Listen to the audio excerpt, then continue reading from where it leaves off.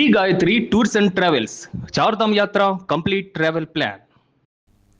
క్యాతనపల్లి, ఖానాపూర్, ఇబ్రహీంపట్నం మున్సిపాలిటీల చైర్మన్ ఎన్నికకు ముహూర్తం ఖరారైంది. ఏప్రిల్ 4వ తేదీన చైర్మన్ ఎన్నిక జరగనుంది.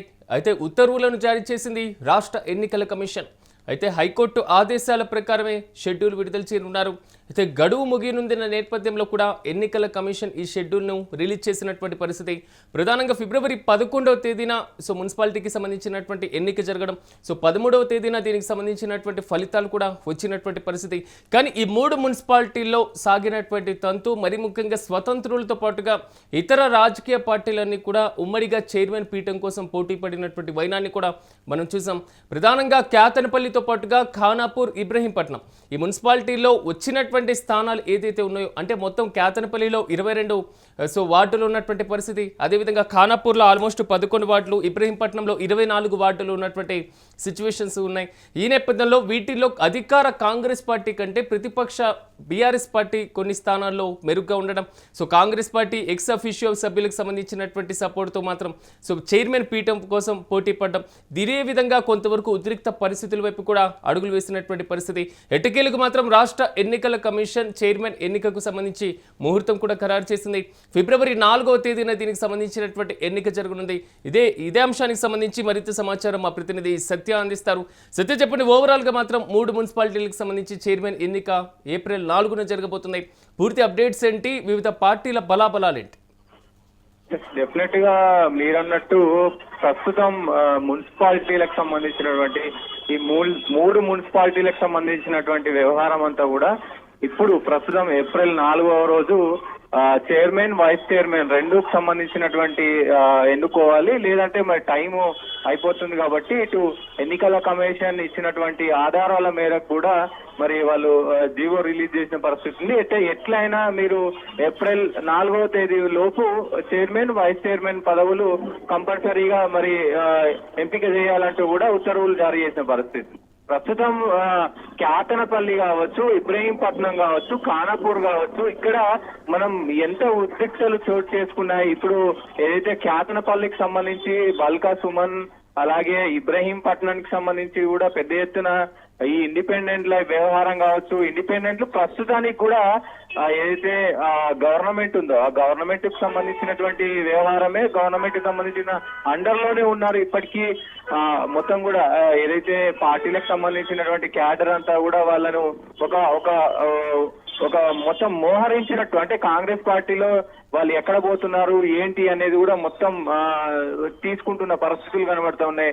దాంతో పాటుగా ఇబ్రహీంపట్నం అయినా ఇటు క్యాతనపల్లి మీద పెద్ద ఎత్తున మరి ఫోకస్ అయితే ఉంది సిరాజ్. ఎందుకంటే క్యాతనపల్లికి సంబంధించి పెద్ద ఎత్తున ఎంత ఉద్రిక్త వాతావరణం కొనసాగిందో అందరికీ తెలిసిన రాష్ట్ర వ్యాప్తంగా కూడా క్యాతనపల్లి అనేది మార్మోగిన పరిస్థితి అయితే కనబడతా ఉంది. దానికి సంబంధించి మరి ఈ రోజు ఏప్రిల్ 4 రోజు ఎట్లా ఉండబోతుంది?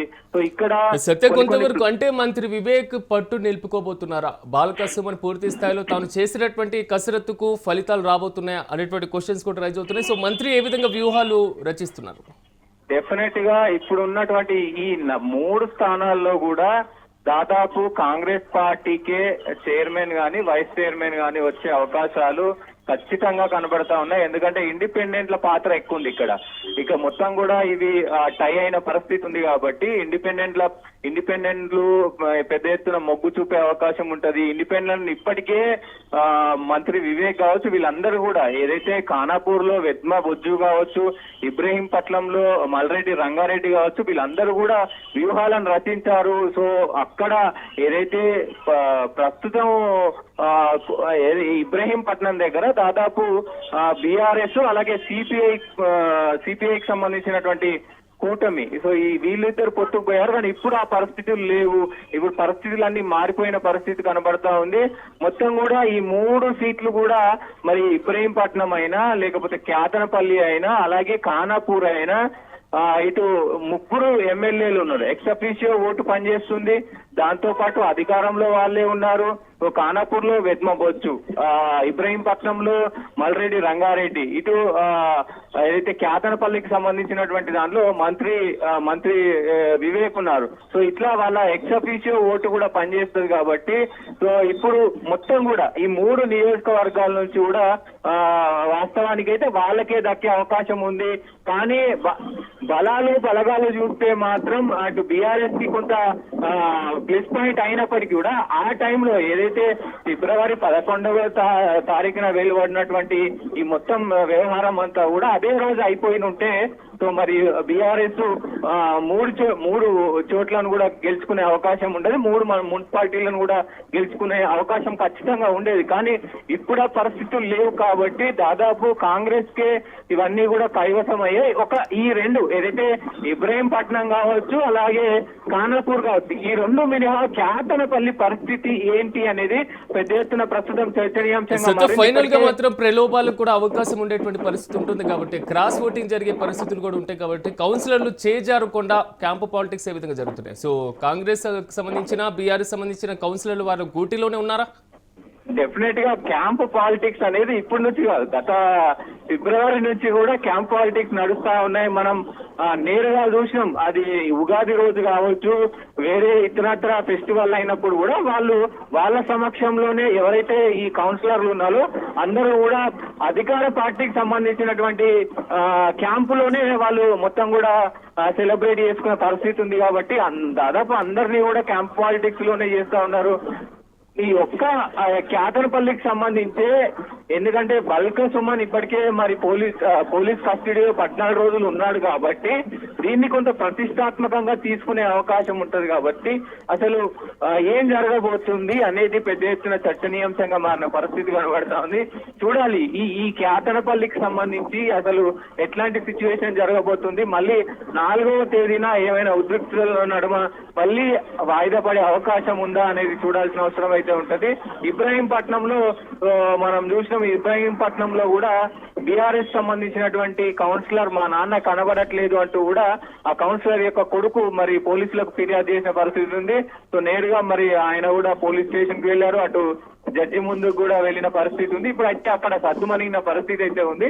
చూడాలి, ఎన్నిక జరిగితే ఇబ్రహీంపట్నం డెఫినెట్ గా మరి టీఆర్ఎస్ కు రావాలి. కానీ ఇక్కడ ఎక్స్ అఫీషియో ఓట్లు కావచ్చు, లేదు అంటే ఈ క్యాంపు రాజకీయాల వల్ల కొంత మారే అవకాశం ఉంటది. కాబట్టి చూడాలి ఎవరెవరు మరి కాంగ్రెస్ పార్టీకి ఈ 3 సీట్లు దక్కేనా లేకపోతే బీఆర్ఎస్ కు మరి ఎన్ని దక్కేను ఏంటి, ఎంత ఉద్రిక్తల నడుమ ఈ చైర్మన్ వైస్ చైర్మన్ ఎన్నిక జరగనుంది అనేది కూడా చూడాల్సిన అవసరం అయితే ఉంటుంది. Siraj right Satyam, thank you.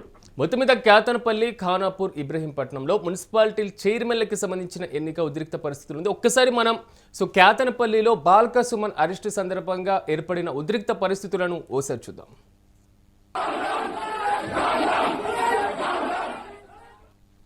ఇది క్యాతనపల్లిలో బాల్క సుమన్ను అరెస్టు చేశారు. 14 రోజులు రిమాండ్ తరలించారు. తర్వాత ఆయన బయటకు వచ్చిన ఈసారి మాత్రం ఏం చేయబోతున్నారు, మంత్రి వివేక్ పట్టు నిలుపుకోబోతున్నారు.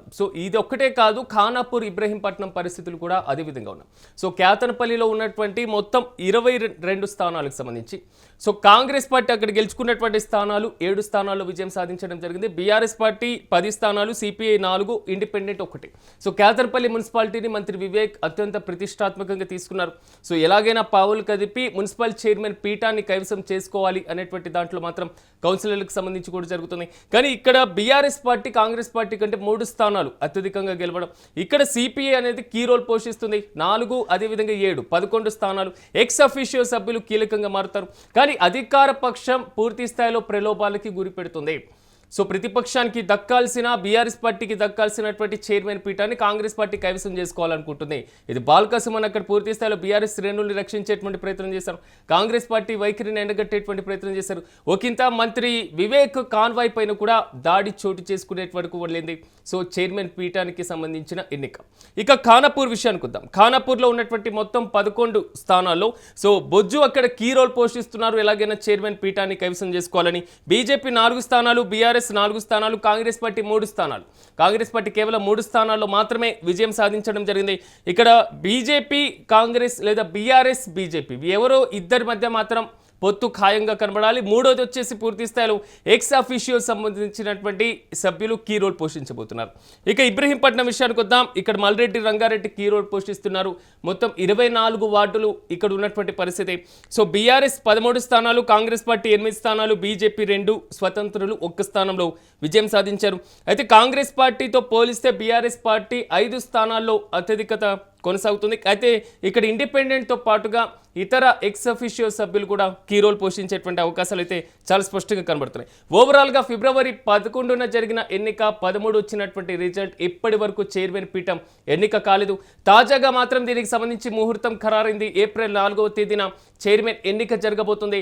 ఇదే నేపథ్యంలో రాష్ట్ర ఎన్నికల కమిషన్ కూడా ఉత్తర్వులు జారీ చేసింది. హైకోర్టు ఆదేశాల ప్రకారమే ఎన్నికల షెడ్యూల్ విడుదల చేసినటువంటి పరిస్థితి కనబడుతుంది. ఓవరాల్గా చూడాలి, గతంలో జరిగిన పూర్తి స్థాయిలో ఉద్రిక్త వాతావరణమే మళ్ళీ కనబడుతుందా? సో ఈ 3 మున్సిపాలిటీలకు సంబంధించి అధికార పక్షం చైర్మన్ పీఠాన్ని ఎంతవరకు కైవసం చేసుకునే అవకాశాలు కనబడుతున్నాయి. ప్రతిపక్షాలకి అందని దాక్షాగా మిగిలిపోతున్నారు ఎక్స్ అఫీషియో సభ్యులు. సో వారి ప్రభావం ఏ విధంగా ఉంటుందో మనము వెయిట్ చేద్దాం.